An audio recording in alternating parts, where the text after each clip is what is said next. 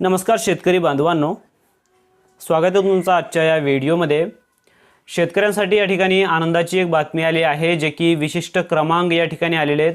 त्यामधून तुम्ही नुकसान भरपाई तुम्ही मिळवू शकता, जे की नैसर्गिक आपत्तीमुळे झालेल्या शेताचे नुकसान भरपाई या ठिकाणी तुम्ही ई-केवायसी करून जे आहे तुम्हाला तुमच्या खात्यामध्ये जे आहे शेतकरी या ठिकाणी मिळवू शकतात।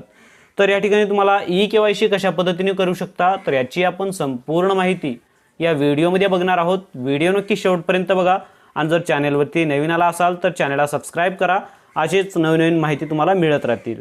तर या ठिकाणी तुम्हाला ई-केवायसी जे असेल, ई-केवायसी तुम्हाला करणे बंधनकारक राहील। शेतकऱ्यांना ई-केवायसी केल्यानंतरच तुमच्या खात्यामध्ये पैसे जमा होतील।